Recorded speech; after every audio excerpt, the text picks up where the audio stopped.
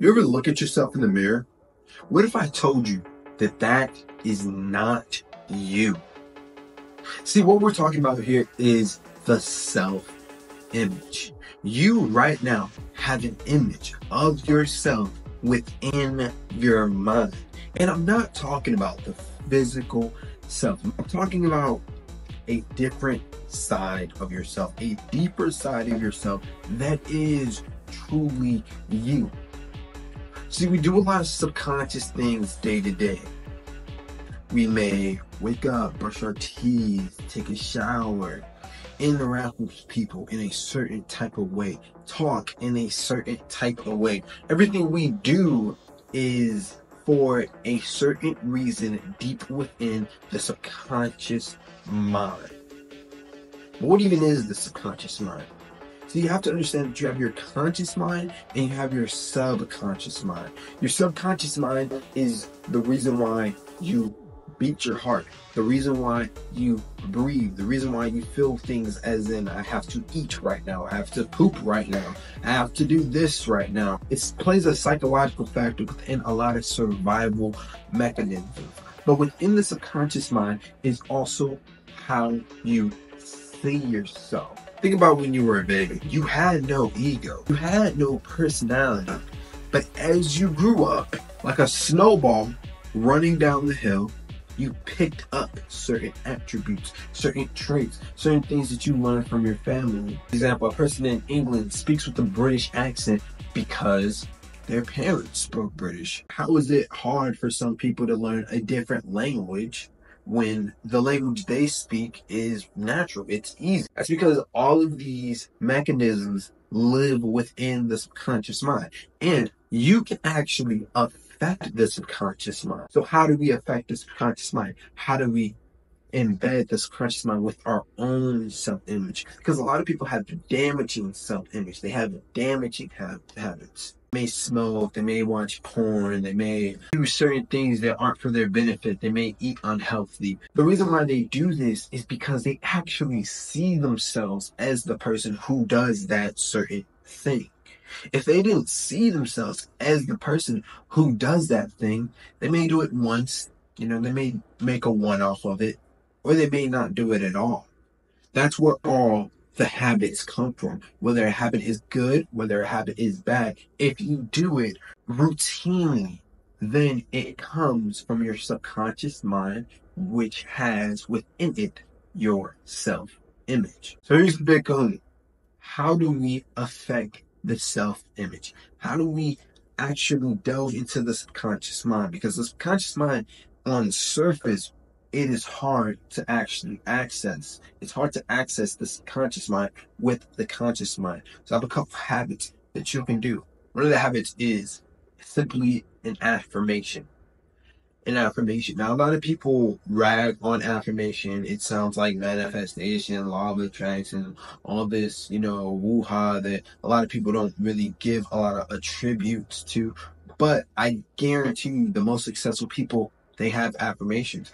The most homeless, bummy, non-successful people, they have affirmations. Affirmation is just simply you putting something upon your reality that you do. So if somebody says I'm a professional basketball player, they are a professional basketball player. And you can say I'm a professional basketball player and you're not a professional basketball player. But here's the thing.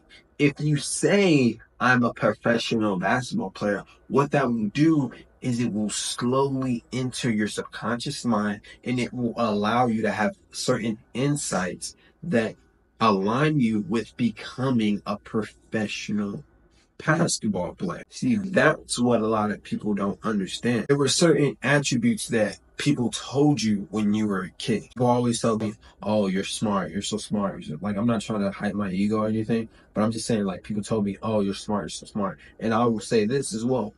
I don't know if I'm smart. I don't think that I'm smart. But since I have that in my subconscious mind, since people told me that since I was a kid, it allowed me, I'm going to read books more because I think I'm smart. People tell me that. So I'm going to read books more. I'm going to do this more.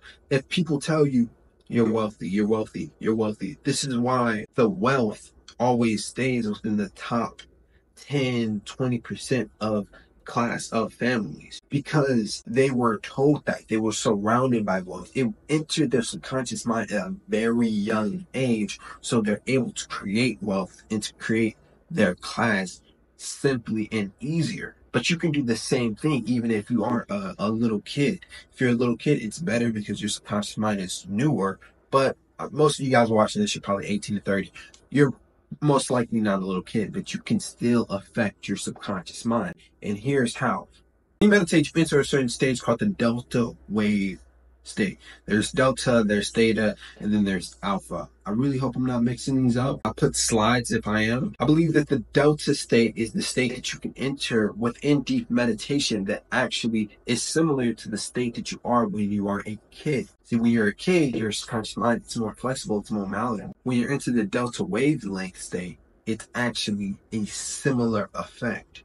So when you meditate, you can say things within your mind. You could say them out loud and you can say them within your mind. It's up to you. But you can say things like, I am wealthy, I am healthy, I am yada, yada, yada. Would this automatically make $1 million fall into your pocket? No. But what it would do is you're walking down the street, you're thinking, I'm a wealthy individual, I am a wealthy individual, I'm a rich person.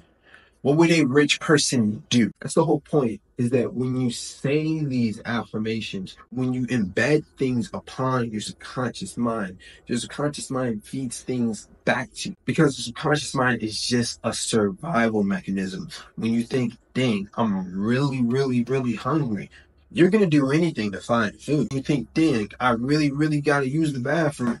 You're going to do anything to use the bathroom. It's the reason why if you see a bear running towards you, that adrenaline pumps up. You get an adrenaline rush. You get a little bit stronger. Your perception increases. They have done tests where people's perception increases. Adrenaline increases. This is not because of the conscious mind. This is because of the subconscious mind. The conscious mind automatically understands this is a threat. I must increase certain attributes so I can avoid this threat. But this is all survival. You can use this mechanism to go even higher than survival, even beyond survival, to thriving, because it doesn't matter. This is why I say you shouldn't use self-deprecating jokes, at least not all the time, because what that does is it actually feeds into your subconscious mind. You say, dude, I'm so freaking lazy, bro. I'm so lazy. You keep saying that and saying that and saying that, then you're gonna be lazy. I actually remember one time I kept saying, oh, dude, I'm going to die. I'm going to die. And it was like a joke I was playing with my friends. I was like, bro, I'm finna die. Like, I'm finna die.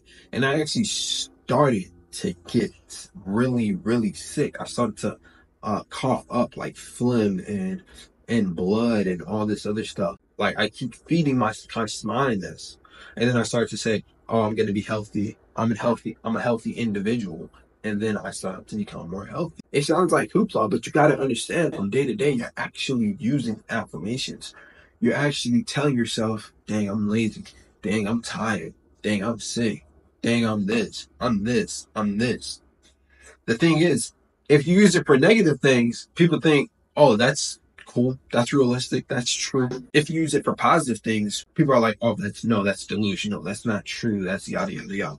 A lot of people, Kobe Bryant, Elon Musk, a lot of these people started off as delusional individuals. Oh, he thinks he's going to make $1 million company. What the heck? Who even is this guy? Oh, he thinks he's going to become a professional basketball player. He's like 10 years old. Who even is this guy?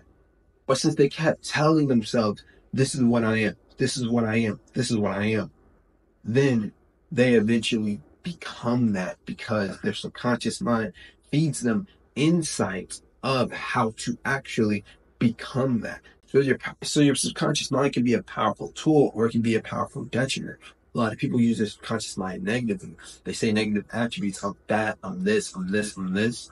And then they feed their subconscious mind that, and that's what they become. For example, I wanted to be jacked. I was a super duper skinny, scrawny kid, and I wanted to be jacked. That's all I wanted. So I changed my self-image of liking working out.